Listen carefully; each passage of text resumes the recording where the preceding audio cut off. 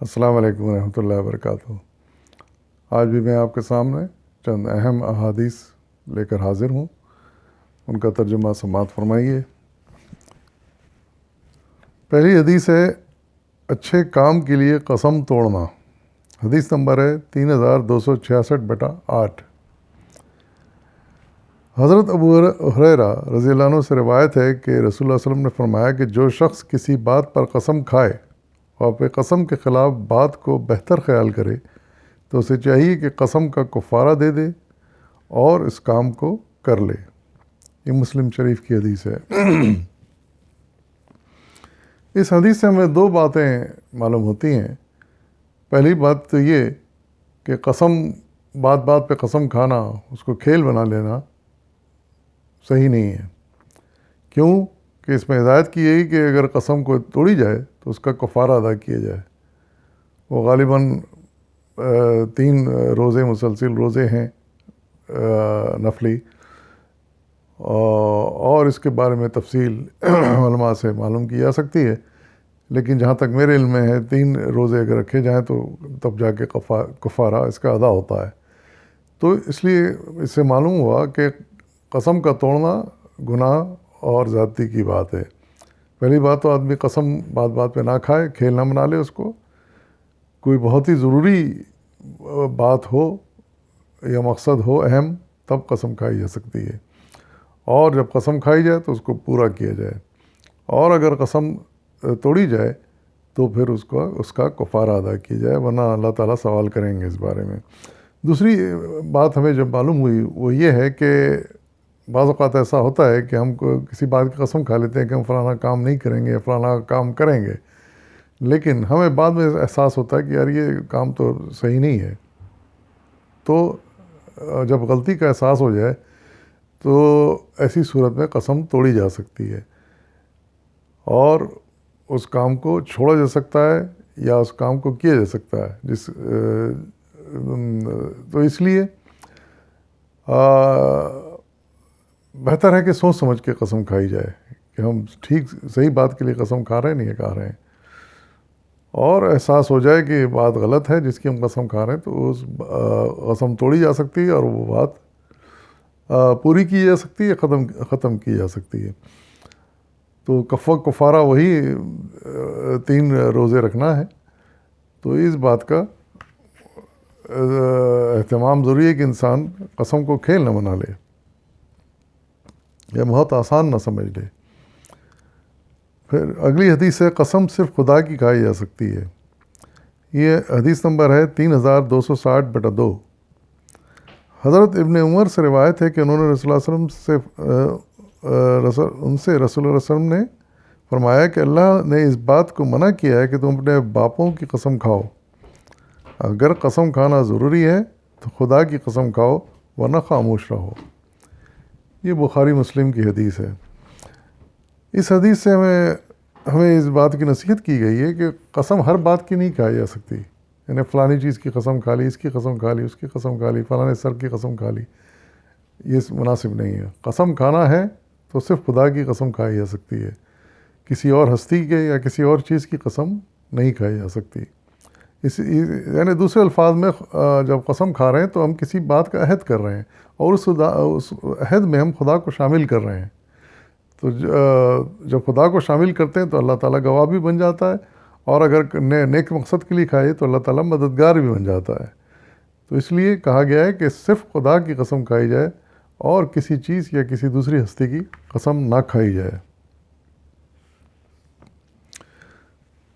اگلی حدیث ہے 3272/14۔ حضرت ابن عمر سے روایت ہے کہ انہوں نے صلی اللہ علیہ وسلم کو فرماتے سنا کہ جس نے غیر اللہ کی قسم کھائی اس نے شرک کیا۔ یہ ترمذی کی حدیث ہے۔ اس میں وہی بات کہی گئی ہے کہ غیر اللہ کی اگر قسم کھائی یعنی اللہ کے علاوہ کسی اور ہستی، کسی اور شخص، کسی اور چیز کی قسم کھائی جائے تو یہ ایک طرح سے شرک ہو جاتا ہے۔ اس لیے ہمیں چاہیے کہ قسم کھاتے وقت ہم بہت احتیاط سے کام لیں۔ اگلی حدیث ہے قتل کا مقدمہ سب سے پہلے۔ حدیث نمبر ہے 3300/3۔ حضرت عبداللہ ابن مسعود رضی اللہ عنہ سے روایت ہے کہ رسول اللہ صلی اللہ علیہ وسلم نے فرمایا قیامت کے دن اللہ تعالیٰ جس معاملے کا سب سے پہلا فیصلہ سنائے گا وہ خون یعنی قتل کا معاملہ ہوگا۔ بخاری مسلم کی حدیث ہے۔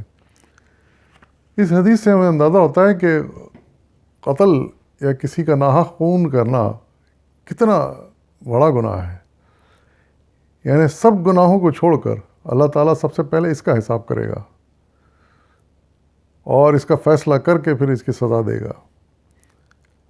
اور قرآن میں تو یہاں تک آتا ہے کہ کسی نے اگر کسی کا ناحق خون کیا تو اس کے لیے ہمیشہ کی جہنم ہے، یعنی وہ ہمیشہ ہمیشہ جہنم میں رہے گا، جہنم سے اس کو نجات نہیں ملے گی، اس کا سب کچھ جل جائے گا، پھر زندہ ہو جائے گا، پھر جل جائے گا، پھر زندہ ہو جائے گا، کھالیں جل جائیں گی، نئی کھالیں بن جائیں گی، اعضاء بن جائیں گے، لیکن یہ سلسلہ جاری رہے گا کیونکہ موت تو ختم ہو چکی ہوگی، موت تو دوبارہ آنی نہیں ہے۔ تو اس قدر سخت سزا ہوگی ناحق قتل کی، تو اسے ہر حالت میں ناحق قتل سے بچنا چاہیے، کسی کے خون کا ذمہ اپنے سر نہیں لینا چاہیے۔ کسی معصوم کا قتل بہت بڑا گناہ ہے، گناہ کبیرہ جس کو کہا گیا ہے۔ اگلی حدیث ہے معاہد کو قتل کرنا، 3303/6 حدیث نمبر ہے۔ حضرت عبداللہ بن عمرو سے روایت ہے کہ رسول اللہ صلی اللہ علیہ وسلم نے فرمایا کہ جو شخص کسی معاہد کو یعنی اس کافر کو جس سے جنگ نہ کرنے کا معاہدہ ہو، اسے معاہد کہتے ہیں، قتل کرے گا وہ جنت کی بو بھی نہ پا سکے گا، اور جنت کی بو 40 برس کی مسافت تک پہنچتی ہے۔ بخاری شریف کی حدیث ہے۔ یعنی اس میں بھی قتل کا ہی معاملہ کا ذکر کیا گیا ہے، یعنی عام آدمی کو قتل کرنا تو بڑا جرم ہے ہی ہے، کسی معصوم آدمی کو قتل کرنا تو بہت بڑا جرم ہے ہی ہے، لیکن ہو سکتا ہے کہ اس کی کچھ سزا کے بعد اللہ تعالیٰ اس کو معاف کر دے، بخش دے، اور پھر جنت میں داخل کر دیا جائے، پوری جب اس کی سزا پوری ہو جائے، اس کے قتل اور اس کے ارادے اور اس کی نیت کے حساب سے ہوگا یہ معاملہ۔ لیکن یہاں ارشاد فرمایا جا رہا ہے کہ کسی معاہد یعنی ایسے کسی کافر سے اگر فرض کی ہمارا معاہدہ ہے، کافروں سے ہمارا ایک معاہدہ ہو چکا ہے، ایگریمنٹ ہو چکا ہے کہ ہم ان کے کسی آدمی کو نہیں ماریں گے، اور پھر ان کا کوئی آدمی ہماری قید میں ہو اور ہم اس کو قتل کر دیں، تو یہ تو جوش کا کام ہوگا جو کہ ہوش میں کرنا چاہیے۔ تو یہ اللہ تعالیٰ کو اس قدر ناپسند ہے، یہ اس قدر بڑا گناہ ہے کہ اس کے بارے میں ارشاد فرمایا جا رہا ہے کہ وہ جنت کی بو تک نہیں پا سکے گا، یعنی اس کا مطلب یہ نکلا کہ جنت میں کبھی داخل ہو ہی نہیں سکے گا، وہ اس کا یہ گناہ معافی قابل ہی نہیں ہے۔ اور حقیقت ہے کہ جب آپ کسی کے ساتھ معاہدہ کر لیں، عہد کر لیں، ایگریمنٹ کر لیں کہ ہاں ہم اس کے آدمی کو قتل نہیں کریں گے، وہ ہمارا قیدی ہے، تو پھر ہمیں حق نہیں پہنچتا کہ ہم اس کو قتل کریں، الا یہ کہ اس کو اس کے وارثین سے ہم پوچھ لیں، یا ہم وہ معاہدہ ٹوٹ جائے، دشمن نے معاہدہ توڑ دیا ہو اور وہ قیدی بھی وبال جان بن گیا ہو، تو ایسی صورت میں شاید جائز ہو، لیکن عام حالات میں اگر ایگریمنٹ ہے تو ہم اس کے قیدی کو نہیں مار سکتے دشمن کے۔ اگلی حدیث ہے خودکشی کرنے والے کا انجام، حدیث نمبر ہے 3304/7۔ حضرت ابو ہریرہ سے روایت ہے کہ رسول اللہ صلی اللہ علیہ وسلم نے فرمایا کہ جس شخص نے اپنے آپ کو پہاڑ یا کسی اونچائی سے گرا کر مار ڈالا، اس کو دوزخ میں بھی گرایا جاتا رہے گا۔ جس نے زہر کھا کر جان دی، دوزخ میں زہر کا پیالہ اس کے ہاتھ میں ہوگا۔ جس شخص نے خود کو کسی ہتھیار سے مار لیا، اس کا ہتھیار دوزخ میں اس کے ہاتھ میں ہوگا۔ یہ اسی طرح اپنے آپ کو مارتے رہیں گے جیسے پہلی مرتبہ مارا تھا، اور یہ ہمیشہ دوزخ میں رہیں گے۔ بخاری مسلم کی حدیث ہے۔ نعوذ باللہ، اس میں خودکشی کا ایک بھیانک انجام بتایا جا رہا ہے کہ خودکشی بھی کتنا بڑا جرم ہے، کتنا بڑا گناہ ہے۔ یعنی یہ ارشاد فرمایا جا رہا ہے کہ جو شخص جس حالت میں اور جس طریقے سے خودکشی کرے گا، مر تو جائے گا وہ، لیکن قیامت میں دوبارہ اٹھے گا اور اس کو یہ سزا دی جائے گی کہ وہ اپنے آپ کو پھر اسی طرح مارتا رہے. جس نے زہر پیا تھا وہ زہر پیتا رہے، جس نے چاقو سے مارا تھا وہ چاقو سے مارتا رہے اپنے آپ کو، جس نے اپنے آپ کو گولی سے مارا وہ گولی سے مارتا رہے، جس نے آپ کو بلندی سے گرا کے ختم کیا وہ اسی طرح گرتا رہے، اٹھتا رہے. موت نہیں آئے گی، کیونکہ موت تو ختم ہو جائے گی قیامت کے بعد. تو یہ سزا وہ خود اپنے آپ کو دیتا رہے گا ہمیشہ ہمیشہ کے لیے، اور کبھی جنت میں داخل نہ ہو سکے گا. تو اس لیے چاہیے انسان کو کہ یہ خودکشی کے معاملے کو 1000 مرتبہ سوچے.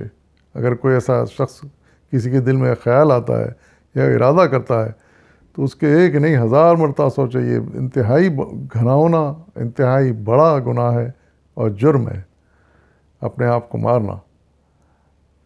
تو اسے ہر حال میں رکنا چاہیے. اور اگر کبھی ایسا خیال آئے تو لا حول ولا قوت الا باللہ العلی العظیم پڑھنا چاہیے، تاکہ وہ خیال ہمارے ذہن سے دور ہو جائے، وہ خیال بھی ہمیں نہ آئے. ٹھیک ہے، زندگی میں انسان کو پریشانیاں آتی ہیں، مشکلات آتی ہیں، تکلیفیں آتی ہیں، لیکن اس کا مطلب یہ نہیں ہے کہ انسان ہمت ہار جائے اور خودکشی کر بیٹھے. یہ بہت بڑا اقدام ہے، دنیاوی نقطہ نظر سے بھی جرم ہے یہ، اور آخرت کا تو انجام اللہ تعالیٰ نے حضور صلی اللہ علیہ وسلم کے ذریعے بتا دیا کہ کیا انجام ہوگا. اس سے بڑھ کے بھیانک انجام کیا ہوگا کہ یعنی ایک مرتبہ نہیں، وہ ہمیشہ کے لیے پھر یہی عمل کرتا رہے گا انسان.